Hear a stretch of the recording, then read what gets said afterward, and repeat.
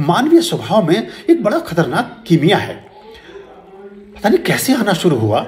हम सबसे पहले जब कोई भी काम सीखते हैं तो उस काम में कैसे किसी को ठगा जा सकता है, हम ये सीखते हैं। देखिए आप IT से हैं, आप माफ कीजिएगा, उसको अदरवाइज मत लीजिएगा, शॉर्टकट नहीं, कैसे चीट करें, मतलब सीधी भाषा में मैं कहूँ तो कैसे किसी की आंखों में धूल झोंक दें, कैसे किसी को बेवकूफ़ बना दें, कैसे कुछ कर दें, ये एक मेथड है। और IT में तो बहुत ज़बरदस्त है ये। अभी तो धीरे धीरे बहुत सॉफ्टवेयर और बहुत सी चीज़ें और बहुत कुछ सोशल मीडिया में और एप्लीकेशंस ने आसान कर दिया है। आईफोन्स ने बहुत सी चीज़ें आसान कर दी हैं। अब से 15-20 साल पहले तो कुछ कंप्यूटर वाला जितने कंप्यूटर वाला मतलब समझिए वो चीटर, मतलब मैं बहुत नज़दीक से मैंने इसको देखा है। हमने अपना एक पोर्टल बनवाया, उसके बारे में मैं बहुत लोगों से मेरा संपर्क रहा, मैं बिना अनुभव के कोई बात नहीं कहता। तो उसमें जिस भी आदमी से आप बात करें वो काम की बात कम करता है, वो आपको घुमाने की बात ज़्यादा करता है। कुछ भी आप बात करें वो उसको गोल गोल घुमाएगा, सिंपल बात, टू द पॉइंट बात करो, ये काम और ये चीज़, ऐसा नहीं है। तो ये और सभी, तब अब इलेक्ट्रिशियन को बुलाइए, एक बिजली मैकेनिक को अपने घर बुलाइए, वो ये कहेगा जी पहले काम दिखाइए, इसकी कुछ सेंस नहीं, ये सेंटेंस बोलने जैसा नहीं है। काम क्या करोगे तुम देख के? वो ये कहे कि मैं 9 बजे आऊँगा और 5 बजे तक काम करूँगा, मेरी 800 रुपया फीस है, आप या मैं जो भी मतलब जो मेजरमेंट है उस मेजरमेंट या पॉइंट वाइज, अगर आपके 20 पॉइंट है, मैं पर पॉइंट का 100 रुपया 50 रुपये जो भी उसकी फीस बनती है, बात समझ में आती है। वो काम क्यों देखना चाहता है? काम देख करके फिर वो दूसरे तरीके की कहानियां बनानी। ये चीज दूध बेचने वाला आदमी है, जब वो दूध का बेचना शुरू करता है तो पहले लीटरों को नीचे से पीटता है, अरे 20 ग्राम दूध कम दे करके कितने अमीर बन जाओगे, 50 ग्राम दूध किसी को नाप करके कम, कितने अमीर बन जाओगे। तो इसका भी वर्स्ट हो रहा है गुरुजी, जो पानी मिलाएंगे कम देर कोई दिक्कत नहीं, हाँ उसमें केमिकल बस। तो अब तो विदेशों में तो मृत्युदंड है या मृत्यु तुल्य दंड है, अब जीवन भर आपकी जमानत ही नहीं होगी। तो ये आप आदमी की ये गोली मारने जैसा ही तो है, उससे भी बुरी मौत है। छोटे बच्चे उनका क्या कसूर? हाँ गोली मार के तो आपने अभी आदमी को निपटा दिया, लेकिन जिसको आपने कैंसर दिया, जिसको आपने ये रोग दिया, असाध्य रोग, वो पहले तो अपना घर बार अपनी जमीन जमा पूंजी सारी उन रोगों को ठीक करने में लगा लेगा, और बचना उसने है नहीं। तो ये कसूर भी क्या था? बच्चे का कोई कसूर नहीं था। तो ये जो ये हर पेशे में मिलेगा आपको, एक नई चीज में ये पिछले 20 सालों में ज्यादा बढ़ी है। अब कोई आदमी अपने नाम के लिए काम नहीं करता, कोई मिशन के लिए काम नहीं करता, वो पैसा कमाना चाहता है। पैसा ऐसे नहीं आता, अच्छे काम का इनाम और अधिक काम है, खराब काम का इनाम हमेशा के लिए प्रणाम है। तो खराब काम कर रहे हैं लोग, वो सोचते हैं बस जो मिल लेना अभी ले लो। ये बहुत तेजी से विकसित हुआ है, पिछले 15-20 सालों में बहुतायत में हुआ है। हमारे बहुत सारे प्रोजेक्ट्स हैं जो हम आश्रम में करना चाहते हैं, लेकिन जब हम आदमी से बात करना शुरू करते हैं तो थोड़ी देर में हमें समझ में आ जाता है कि क्या कह रहा है। वो सोचता है कि तो मंत्र बोलने वाले बाबा जी हैं, इनको कुछ ज्ञान व्यान किसी चीज़ का है नहीं, तो वो उस तरह से शुरुआत करता है और वो थोड़ी देर में हमें सब आर पार नजर आने लगता है। तो फिर अब जब उससे आगे की उससे बात करते हैं तो वो चीज़ खत्म हो जाती है। तो ये जो वो फिर आपसे पॉइंट की, जो मैं इलेक्ट्रिशियन की बात आपसे बोल रहा था बिजली वाला, वो फिर आपको बताएगा कि जी सामान ये सामान चाहिए, फिर उस सामान भी लाना चाहता है, वो सामान में भी कमीशन खाना चाहता है, फिर 2 रुपये के सामान को आपको 5 रुपये का देना चाहता है। ये जो ये पर्सनल ऑनेस्टी होनी चाहिए थी, वो ये कहे कि मैं मिस्त्री बहुत लाजवाब, मैं मिस्त्री बहुत काम का, लूँगा 3000 रुपये और इतने घंटे काम करूँगा, आपके समझ में आता तो खरा, वरना नमस्ते। हमने ऐसे लोगों को, हमने 3000 रुपये दिए एक आदमी को, बहुत बढ़िया मैकेनिक था, हम आदमी उसे खोजते हैं। उसने कहा कि मैं काम करूँगा, ये आप में से कोई बोलेगा नहीं, 3 बार चाय पीऊँगा, 2 बार बाहर जाके बीड़ी पी के आऊँगा, लेकिन 3000 रुपये लूँगा, मेरे एक साथी असिस्टेंट, 2 लोग मिलकर काम करेंगे और आपका सारा काम बना देंगे। और करके गया, बोली पहले आप कुछ मत बोलना और बाद में अगर आपने किसी काम में कमी निकाली तो एक भी पैसा नहीं लूँगा। अब देखिए उसने कहा कि बाद में पहले आप कुछ मत बोलना, मुझे करने देना, अब बता दो आपको क्या चाहिए। और तभी तो उसकी बात आज हो रही है और मुझे वो समझ आया, उसकी स्पिरिट मेरे से मैच खाई। मैंने कहा ये आदमी ठीक है, फिर जो आदमी ये बात कर रहा है 3000 रुपये, सबसे पहले आदमी को पैसा बताना नहीं चाहता। कोई रिक्शा वाला आपको पैसा नहीं बताना चाहता, उसकी रिक्शा में कभी मत बैठिए, वो घर के दरवाजे बजाकर हुज्जत करेगा आपसे, पैसा तो लेगा वो, ऐसा तो है नहीं मुफ्त में ले जा रहा हो। बताना क्यों नहीं चाहता है? क्योंकि 10 रुपये की जगह 50 लेना चाहता है। और जब आपको लगेगा कि 50 मांग रहा है तो आप कुछ ना कुछ एयर मेयर करेंगे, तो आपको बदमज़गी होगी। पहले तय करिए, जो ये कहे कि इसकी चिंता मत करिए, उसकी चिंता शुरू कर दीजिए, वो गड़बड़ करने वाला है। जो आदमी आपसे किसी भी डीलिंग में कहीं भी समाज में ये कहे कि जब मुझ पर छोड़ दो और बस चिंता मत करो, आप समझ लीजिए यहाँ गड़बड़ है। सिंपल आदमी बात करेगा, ये चीज़ इतने रुपए की, आपको समझ आती लीजिए, नहीं लेनी नहीं लीजिए, बात खत्म हो गई। चिंता विंता का क्या लेना देना है, उस टाइम डिसीजन भी बना पाएंगे, डिसीजन भी बना और आपको स्पष्ट रहेगा एक्चुअली। अब हमारे यहाँ एक आदमी तार काटने आया, देखो मैं अनुभव की बात बताता हूँ कि आश्रम है ये, एक आदमी ने तार काटने के 800 रुपये लिए, तार काटने के, एक तार था बस वो, तो उसको जोड़ने नहीं है। हाँ जोड़ने नहीं आया, और हमने दिए उसको। हमने चूंकि पहले नहीं पूछा, तो फिर मैंने सब लोगों को बोला कि अब आगे से जब भी कोई आदमी आए उससे पहले पूछिए कि उसकी फीस क्या है। जोड़ने के लिए बोला होता तो पता नहीं उसकी फीस। हाँ पता नहीं, हाँ क्या क्या मांगता है। बात पैसे की बात, ये जो मैं कह रहा था, ये जो ऑनेस्टी, हाँ ये जो ईमानदारी खत्म हो गई है, हमारे एथिक्स खत्म हो गए हैं, ये संस्कारों के अभाव की वजह से हुए हैं। आप ही समझ रहे हैं कि दुनिया में आप हैं, और मैं पता नहीं कि भगवान या कोई दुनिया में कोई और यूनिवर्सल कोई ट्रुथ या यूनिवर्सल वैल्यूज है कि नहीं, उसे कोई लेना देना नहीं। और फिर इस पैसे को आप जिस तरीके से, जो आपने बात अभी शुरू की थी, कोड़ी रहे ना पाप की, जो आए त्यों जाए।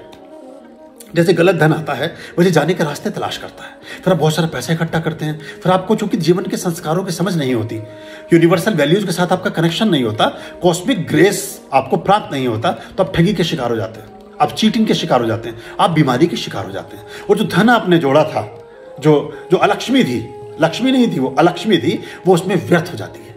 फिर आप डिप्रेशन में जाने लगते हैं, आपको लगता है कि मेरे जीवन भर की पूंजी इकट्ठी की, ये मेरी खराब चली गई। एक्चुअली सही ढंग से नहीं की, इसलिए वो चली गई। ये मतलब 1% हो सकता है इसमें अपवाद हो, 1% किसी के साथ ऐसा हो जाए, 2% ऐसा हो सकता है, लेकिन अधिकांश ऐसा हो रहा है। और फिर वो जो पैसा आप इकट्ठा कर रहे हैं अंधाधुंध दौड़ में, सारे मूल्यों को हटा करके, सारी वैल्यूज को तिरोहित करके, सब लोगों को उल्टा सीधा करके जो भी कुछ कर रहे हैं, फिर वो कहने जब उसको धन को आपने इस्तेमाल करना है, तो उस दिन तक आप बचेंगे भी कि नहीं, इसकी भी कोई गारंटी नहीं है। कोरोना कोविड यही तो बता रहा है आपको, कुछ काम नहीं आएगा आपके। करोड़ों रुपया लोगों के घरों में भरा हुआ था, और वो किसी को ऑक्सीजन नहीं प्राप्त हुआ, किसी को कोई हॉस्पिटल नहीं प्राप्त हुआ, किसी को कुछ यूज करने वाला नहीं, कोई अब उसे यूज करने वाला भी नहीं है। बच्चे उनके अनाथों की तरह सरकार ने अडॉप्ट किए हैं, और धन भी सरकार के पास चला गया, और सरकार उसको, तो ये कितनी बड़ी बड़ा दुख तो ये है कि जिन माँ बाप के बच्चे चले गए जी, जिन्होंने हाँ, उम्र मेहनत की, हाँ, जिनके बच्चे चले गए, धन को क्या करेंगे, वो उससे भी बड़ा दुख है। बच्चों को तो चलो वो छोटे से जब बड़े होंगे धीरे धीरे समझ आ जाएगा, लेकिन जो बूढ़े या हमारी उम्र के जिनके बच्चे चले गए, जिन्होंने सारी चीजें जोड़ी जी, और वो बाकी जिंदगी तो ऐसे जिएंगे, व्यर्थ करेंगे, हाँ, या संताप में रहेंगे, हर सेकंड दुख में रहेंगे, उनकी आत्मा कचोटती रहेगी, वो फिर डिप्रेशन और अवसाद और सारी चीजें यहीं से शुरू होती हैं, यही उसका मूल है। तो इसमें हम नियर टू नेचर रहें, ये या तो आपको स्वेच्छा से करना पड़ेगा, या प्रकृति करा देगी आपसे।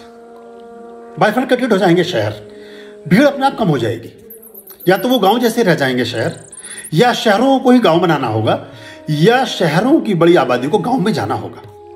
ये अगले 20 सालों में हो जाने वाला है, अगले 20 वर्षों में हो जाएगा ये, जो मैं आज आपसे बात। हर जगह भी यही हुआ, सिंगापुर भी ऐसे ही यूनिफॉर्म हुआ जी, देश एक जैसा जी, और वहाँ पे कुछ सेविंग भी है कि सेफली आप एक ही रूल लगाते हो तो वो सबके लिए एप्लीकेबल है। हाँ, अच्छा भी यूनिफॉर्म, पर एक्चुअली इसमें पता क्या दोष हमारे यहाँ बहुत सारी चीजें यूनिफॉर्मेशन आप इसलिए नहीं अप्लाई कर सकते कि हमारी पॉपुलेशन बहुत ज्यादा है। सबसे बड़ा दोष ये आबादी है। अभी आजादी का अमृत महोत्सव जरूर मना रहा है देश, लेकिन अगली जो आजादी की लड़ाई होनी चाहिए वो आबादी से होनी चाहिए। आबादी से मुक्ति हमारा अगला ध्येय होना चाहिए। ये इतनी भीड़ में आप कुछ नहीं कर सकेंगे, सब चीजें खराब हो जा रही है, वो बहुत सारे प्रेशर इसलिए हैं। तो ये एक हमें समझना पड़ेगा इसको। अब देखिए, जो अब इतने आपने जीवन भर खूब प्रगति की, खूब पैसा भी इकट्ठा किया, खूब सोना चांदी भी इकट्ठा किया, बड़ा बैंक बैलेंस भी बनाया, बड़े बड़े फार्म हाउस भी खरीदे, बड़ी लेमोजीन और मर्सिडीज और पोर्शे गाड़ी भी खरीदी, एक से टेक्नोलॉजी आपने इकट्ठी की, लेकिन आपके साथ साथ कहीं धीरे धीरे आपके संस्कार नहीं रहने से, आपकी देखरेख नहीं रहने से, आपकी राष्ट्रप्रियता नहीं रहने से, देश के प्रति देशभक्ति नहीं रहने से, देश के प्रति समर्पण नहीं रहने से कहीं तालिबान भी खड़ा हो गया और सब एक हफ्ते में सब रखा रह गया। आपको देश छोड़ के भागना पड़ा, खाली हाथ, जान बचाकर भागना पड़ा आपको। तो खाली समृद्धि का ढेर लगाने से भी कुछ नहीं होगा, आपको राष्ट्रप्रियता भी चाहिए, देश प्रेम भी होना चाहिए, और देश में जो सही वैल्यूज हैं उनको सही को सही कहना भी आना चाहिए, और सही के साथ चलना, रहना और सीखना भी चाहिए। ये बहुत जरूरी बात है, वरना तो अकेली प्रगति से कैसे प्रगति हो पाएगी? अकेला व्यक्ति कैसे तरक्की कर सकेगा? आप तो मल्टी मिलियनर हो गए, लेकिन कल को 50 लोगों ने आकर के आपकी भाई छोटी सी कॉलोनी, तो मान लीजिए अफगानिस्तान को, आप ये प्रयोग एक में हुआ ना। हालांकि इसमें दूरंदेशी बहुत, इसमें दूसरी तरह का मुझे एक चीज नजर आती है। कोई अमेरिका, कोई यूरोप, कोई इतने बड़े बड़े जो पॉलिटिशियन और लोग बैठे हैं इतने बेवकूफ नहीं है कि ऐसे किसी आदमी को एक्सेस देंगे। ये ऐसा लग रहा है मुझे कि जैसे घर में 3 बच्चे हैं, बहुत हुड़दंगी हैं, और 2 बच्चे बहुत शांत और अच्छे हैं। तो जब माँ बाप थक जाएं उनको समझाते समझाते सिखाते सिखाते, तो उन 3 बच्चों को ऊपर ही छोड़ देते हैं कि तुम करो जो तुम्हें करना है, बाढ़ में जाओ, गो टू हेल। अब वो इतना उलट पुलट करेंगे कि सबके सामने एक्सपोज हो जाएंगे। अब बताइए ना, क्यों महिलाएं वहां रैली निकाल रही हैं? अब आप जिस चीज को बहुत उत्तम और अच्छा मान रहे थे वैसा तो हो गया है। अब तो आपको एंजॉय करना चाहिए था, सेलिब्रेशन होना चाहिए था। अब क्यों एस्केपिंग क्यों हो रही है? भाग क्यों रहे हो? डर क्यों रहे हो? इसका मतलब गड़बड़ है। हाँ, जन्नत बनाइए उसको। यह जन्नत तो बन गई होनी चाहिए थी आपकी, आपके अनुसार तो वो जन्नत है, तो उससे उसमें जन्नत कहाँ होगी? दोज़ख बना दिया आपने। आपने नरक निर्मित किया है, स्वर्ग निर्मित नहीं किया है। तो ये भूलें हैं हमारी, ये कहीं भी। तो ये बाकी देश ये दिखाना चाहेंगे कि आतंकवादी या ऐसे जो बाहुबली हैं या ऐसे जो फोर्सफुल चीज़ें होती हैं वो राष्ट्र के नियंता नहीं हो सकते, वो देश और मानवता को कभी ठीक से चला नहीं सकते, और ये कोलैप्स हो जाएगा पूरा सिस्टम। कोलैप्स होगा तब वो खड़े होकर कहेंगे कि देखो अब बताओ क्या करना है इसका। तो कोई बड़ी बात नहीं कि ऐसा ना हो कि ये वापस कहीं आर्यव्रत बनने की तरफ तो नहीं चल पड़ा है देश। ये तालिबान, मतलब ये अफगानिस्तान और ये पूरा पाकिस्तान और ये जितना भी ये आसपास का एरिया है, ये वापस नक्शा वैसे ही ना बन जाए जैसा 5000 साल पहले था या 2000 साल पहले था। ये भारत का ही हिस्सा ना हो जाए अफगानिस्तान। हाँ, सरेंडर कर दे, या ऐसी सिचुएशन बने कि क्योंकि पाकिस्तान के साथ मिलकर उत्पात मचाएंगे। फिर जब पाकिस्तान को सबक दिया जाएगा तो वो जो उसकी आग है वो अफगानिस्तान तक जाएगी, और जहां तक पहुंचेगी फिर वहीं तक मैदान साफ है, और जहां तक का मैदान साफ है वहां तक आप अपने झंडे और तिरंगे गाड़ी है। जहां तक का मैदान आपने साफ किया वो सारा मैदान आपका ही तो है। मुझे कभी कभी ऐसा भी कुछ ग्लिम्पसेस दिखते हैं कि ये अगले 5-10 साल 5-7 सालों में 3-4-5 सालों में ऐसा संभव हो सकता है। और ये सब इसमें बड़े ऊंचे लेवल पर अमेरिका और बड़े देशों की एक राजनीति का हिस्सा है ये, कि ऐसा करते हैं पहले ये इन्हें हुड़दंग मचाने दो। अब फिर एक काम और हुआ, अभी तो चूहे थे, चूहे पूरे जंगल में फैले हुए थे, पता ही नहीं था कौन सा चूहा के कहाँ से काट गया। सबको ला करके एक पिंजरे में तो आपने कैद कर दिया ना। अब जितने आतंकवादी सब एक जगह आके इकट्ठे हो गए, अब आइडेंटिफाई कर सकते हो उनको। अब आपने ये बाउंड्री है, अब बाहर से बाउंड्री को बंद कर दीजिए। अब ना कोई बाहर से अंदर आएगा ना अंदर से बाहर जाएगा। अब वहां उनको घेर लीजिए, जो भी कुछ करना कर लीजिए, खत्म है कहानी। जिस दिन लगे कि सारी वहां से मानवता नहीं रही, वहां इंसानियत नहीं रही, वहां अच्छे लोग नहीं रहे, वहां अच्छे समाज नहीं रहा, तो उस दिन जब नेगेटिविटी बच गई तो एक बम उन पर मारिए, नेगेटिविटी खत्म, पूरी दुनिया साफ शुद्ध है। बम की भी जरूरत नहीं, वो खुद ही नहीं, वायरस तो खुद ही ऐसी जगह फैलता है। वायरस ना भी फैले तो कभी ऐसी जगह लेके कि सारे के सारे, देखिए इतने एनकाउंटर होते हैं, उन एनकाउंटर में 10-20 लोगों को पुलिस मिलकर मार देती है। पता है ना, इसको झोपड़ी में, इस घर में, इस कमरे में 20 के 20 आदमी आतंकवाद की ट्रेनिंग ले रहे हैं, आतंकवादी ही पैदा कर रहे हैं, सब आतंकवादी ही बैठे हैं, तो पूरे घर पर ही बम फेंक दिया, फिनिश हो गई कहानी, झंझट ही निपट गया हमेशा के लिए। वरना 50 जगह बिखरे होते, कहाँ से खोजते आप। तो ये चॉकलेट रख करके इन सब चूहों को, इन सब, हाँ, ये ब्लैक और ब्राउन आंट्स को एक जगह इकट्ठा किया गया है, और फिर इस चॉकलेट को खींच करके जो करना है आप कर सकते हो। हो सकती है ऐसी स्ट्रेटजी, लग रहा है ऐसा हो रहा है, क्योंकि चारों तरफ से इधर तो समुद्र है, उसमें तो जाएंगे नहीं। जिनकी बाउंड्रीज हैं, अपनी बाउंड्रीज बाकी देश बंद कर दें भाई, अपनी बाउंड्रीज से कहाँ भागोगे आप। और ये जो विध्वंसक होते हैं, जो तोड़ने वाला है वो कभी बना नहीं सकता। एक फ्रांस में एक बहुत बड़ी मूर्ति थी जीसस क्राइस्ट की 70s में, उसको तोड़ने के लिए एक आदमी अमेरिका से आया हवाई जहाज से, और उसने बम लगाया और उसको उड़ा दिया। तो उसको पकड़ा गया, उससे पूछा कि भाई ये मूर्ति, माइकल एंजेलो ने उसको बनाया था, वो रोम के बहुत बड़े मूर्तिकार हुए। तो उन्होंने कहा कि जैसे माइकल एंजेलो का नाम प्रसिद्ध है इस मूर्ति को बनाने के लिए, ऐसे मेरा नाम भी प्रसिद्ध हो जाएगा इसको मिटाने के लिए। मैं बना तो सकता नहीं था, इसे उड़ा तो सकता था। तो जो बना नहीं सकते वो मिटा सकते हैं, तो ये मिटाने वाले लोग कभी बना नहीं सकते हैं, ये भी एक बहुत बड़ी बात है। फिर उसमें क्या हुआ कि वो माइकल एंजेलो के पोते को या उनकी पीढ़ी के कोई लोग हैं, उनको बुलाया गया कि भाई इसको आप जोड़ सकते हो क्या।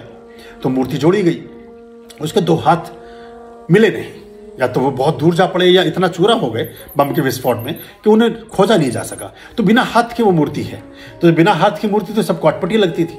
तो उससे कहा गया कि भाई तुम्हारे दादा या परदादा ने ये मूर्ति बनाई, अब इसका कैसे करें, तो मुझे दूसरे हाथ लगाओ। बोले मैं तो उनका मुकाबला भी नहीं कर सकता, ऐसे हाथ तो मैं नहीं लगा सकूंगा, पर एक काम कर देता हूँ, मैं एक उपाय कर देता हूँ इसका। उसने एक प्लेट बनवाई और उस प्लेट पर लिखा जीसस क्राइस्ट की तरफ से कि माना कि मेरे कोई हाथ नहीं है, लेकिन इस समाज में आप सबके जो 2 हाथ हैं वही मेरे हाथ हैं, और अब उनसे ऐसा काम करना कि मुझे लगे कि मेरे ही हाथ वो काम कर रहे हैं। तो वो पूरा कर दिया उस चीज को। उस बात सेंटेंस को पूरा कर दिया। अब वो मूर्ति ऐसी ही मान्य है, ऐसी पूजनीय है, ऐसे ही लोग उसको देख करके प्रशंसा करते हैं, और जो नीचे लिखी हुई 4 लाइनें पढ़ते हैं तो वो अभिभूत हो जाते हैं कि आपके 2 हाथ ही मेरे 2 हाथ हैं, माना कि मेरे कोई हाथ नहीं है। तो ये नेगेटिविटी है, नकारात्मकता है। मुट्ठी कितनी देर तक बंद करके रखेंगे आप? जितनी तेजी से बंद करेंगे उतनी जल्दी खोलनी होगी। खुली मुट्ठी, खुले हाथ 24 घंटे रख सकते हैं। तो ये अफगानिस्तान बंद मुट्ठी है, ये भींचे हुए हाथ हैं, ये ज्यादा देर तक नहीं रख सकेंगे, खोल नहीं होंगे। अब आप राष्ट्रपति भवन में तो जा सकते हैं, लेकिन जूतों समेत आप सोफे पर बैठ करके कुछ खा रहे हैं, इसकी तमीज कहां से लाइएगा?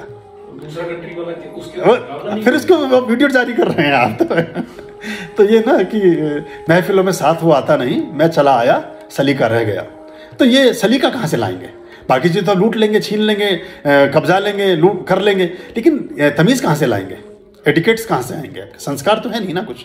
ये एक बात है। आर्यं शरणं शुभमस्तु, संभव करणं अरमस्तु। आर्यं शरणं शुभमस्तु, संभव